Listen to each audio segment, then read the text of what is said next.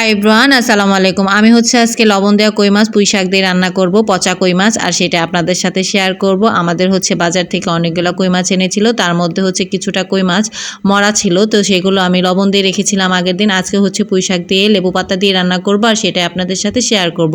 আমরা মুন্সিগঞ্জেরা এই খাবারটাকে কেন যেন অনেক বেশি পছন্দ করি, মাছে লবণ দিয়ে তারপরের দিন রান্না করে খাওয়া। আমি জানি না কে কে পছন্দ করেন, তবে আমাদের অঞ্চলে বা এলাকায় এটা খুবই ফেভারিট একটা খাবার, সবারই অনেক মজা করে খায়। এখন যেহেতু চকে প্রচুর পরিমাণ মাছ পাওয়া যাচ্ছে, তো চকের মাছই হচ্ছে আজকে রান্না করব।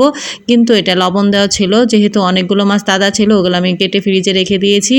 আর এটা হচ্ছে মরা ছিল মাছগুলা, তো আমি ভাবলাম যে তাজাগুলোর মধ্যে রাখবো না, এগুলো হচ্ছে আমি আলাদা পুঁই শাক দিয়ে চচ্চড়ি বা পুরপুরি যেটাই বলেন না কেন সেটা রান্না করব।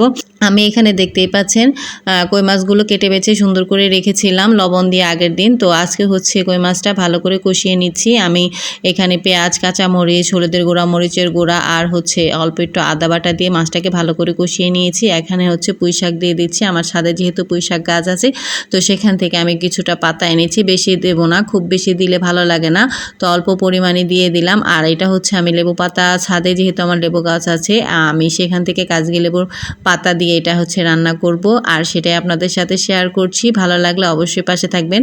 এই রান্নাটা অবশ্যই ট্রাই করতে পারেন। অনেকেই পছন্দ করেন পচা মাছ, অনেকেই করেন না, তো যারা পছন্দ করেন তারা এইভাবে রান্না করে খেয়ে দেখতে পারেন, খুবই মজা হয়।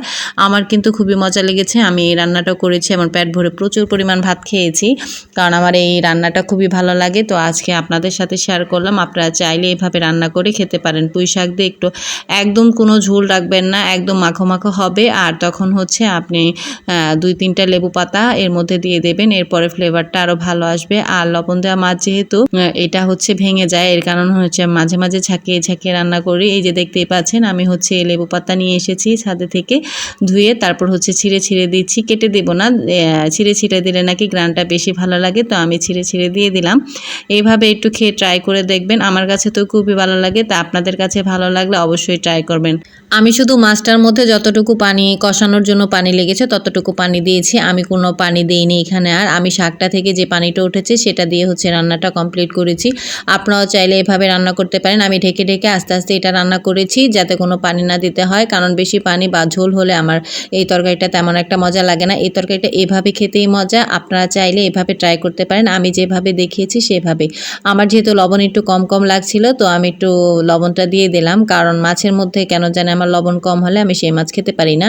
তো এটার মধ্যে এমনি তো আগের দিন লবণ দেওয়া ছিল, তারপরে হচ্ছে আমি একটু পুঁই শাক দিয়েছি যেহেতু, তো এখানে একটু লবণ, আমি হালকা পরিমাণ লবণ আগে দিয়েছিলাম, এখন আর একটু লবণ চেক করে তারপরে দিয়ে দিলাম। যে যেমন লবণ খান সে সেভাবে দিতে পারেন। ভালো থাকবেন, সুস্থ থাকবেন। আল্লাহ হাফেজ। তরকারিটা কেমন হয়েছে অবশ্যই জানাবেন।